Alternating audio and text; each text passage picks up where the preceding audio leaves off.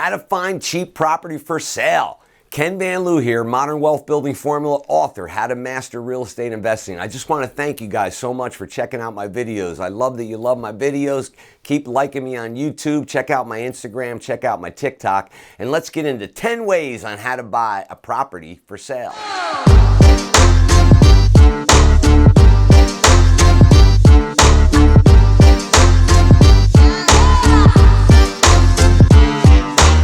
Number one, you want to sort by price. And there's a few ways you can sort by price. One of the things I like to do is to go into areas and get boots on the ground. They know the area, they know the market. They can really help you sort by price, put you into the right area. Number two, look at a lot of houses. When I'm telling you, I've looked at 100 houses before I find one. You have to take the time. What does it do? When you look at 100 houses, you learn about mechanical systems. You learn market rates. You know what you're looking for. It forces you to learn the market and the future value. And you can do this by setting up appointments with agents. You can go to open houses. You can drive up and down streets. And the whole key is the way you're going to increase the odds is you have to make a lot of offers. I don't know if you heard me mention the 100-10-1 rule, which says you should look at 100 houses, make at least 10 offers for you to get one deal. By submitting a lot of offers and assuming most of them are going to fall through, you increase the odds of getting a really good deal on a cheap house. You know, there was a real estate agent that was always fond of saying, you know, if I don't blush when making an offer, it's too high. And that's true, right? Lowball it. Now, the other thing you want to do, number four, is you want to look for fixers. Sometimes cheap homes for sale are priced low because they require a lot of work. However, just because the property needs a little, tender love and care, that means opportunity for you. It doesn't mean that you can't pursue it. It could be a great deal. In fact, every single property I've ever bought was some sort of fixer, and that's why I was able to get such cheap prices.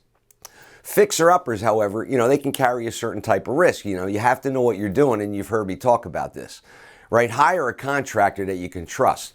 And if you decide to purchase a fixer, I want you to keep the following tips in mind. Always get the house inspected. A good inspector is going to find things that you're not going to be able to see. Go out and get a few estimates. Solicit some pricing from licensed contractors. Get an accurate estimate. I like to go out to specific trades. I like getting electrical bids. I like getting mechanical bids. I like getting general contracting bids. And then you get to spread it and see and learn what the numbers are. Ideally, look for those cosmetic fixer-uppers, the one that you can just change the paint, put some carpets in, get rid of the bad smells, and then flip it. Landscaping, you'd be surprised on what it does. The other thing I want to tell you is always consider a rehab. You have your 203K loans, you have your FHA loans. You hear me talk about this in my book.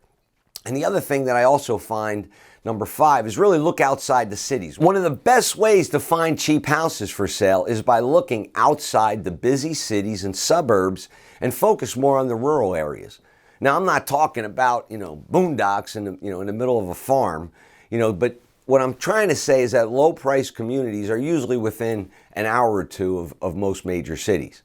So generally, the farther you move out, of course, you get lower prices, but you might not have the marketability. So you want to kind of weigh your differences.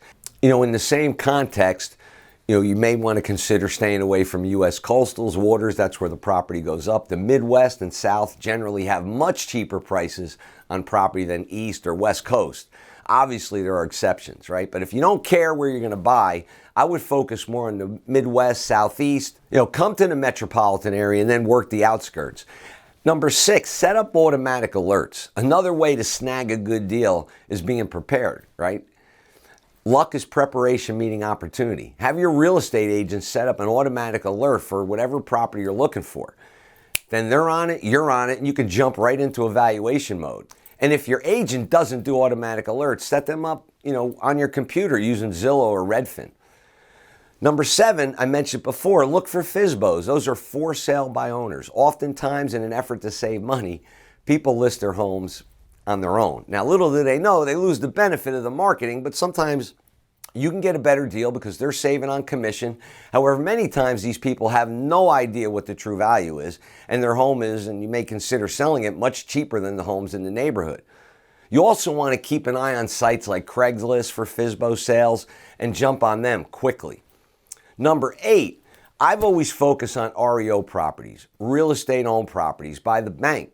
Almost every property I've ever purchased has been an REO. This is a property that's been foreclosed on and is now owned by the bank. REOs are generally always cosmetic fixer-uppers. A lot of times they have vandalism. There's been, in many cases, neglect for years, and they haven't been taken care of. I like purchasing REOs because I'm not dealing with an emotional customer. You're dealing with a bank that's just acting like a machine. They have hundreds of REOs. You can offer much lower prices and they're not even going to flinch. And that's how you get better deals. Like when you start focusing on short sales before it goes into foreclosures, or once it's in foreclosure, you make the lowball offer. Number 9, you have to negotiate strongly. The beauty of it is you get to negotiate. Never assume that the asking price needs to be the sale price. Although this works better, when there's less competition, but negotiating with a seller is one of the best ways to lower the cost of purchasing the home, right? And you have to be okay with losing the deal. You don't want to stretch yourself, and you have to be on top of your negotiation. So there's items that you can look at in order to improve your negotiation, and you should always work on your negotiation skills. And number 10, which is a really good opportunity to find cheap homes, is talk to wholesalers. It's really a great way to find cheap houses because they're out there on the street. A wholesaler is someone who finds great deals and then gives the right to sell that deal to another buyer for just a slight markup. Wholesalers typically find deals through heavy marketing and good negotiation, and they have those skills. Why wouldn't you want to team up with them, and can pass on considerable savings to you? However, keep in mind that most wholesalers only sell to cash buyers. So if you plan on using this method, you got to put your money in place. So if you plan on moving into the ecosystem with wholesalers, make sure you're prepared for that. Now, these are 10 opportunities for you to find cheap properties. Keep coming back. Check out my YouTube. Make sure you subscribe today. Go to Ken Van Liew, sign up for the enterprise, and make it a great day.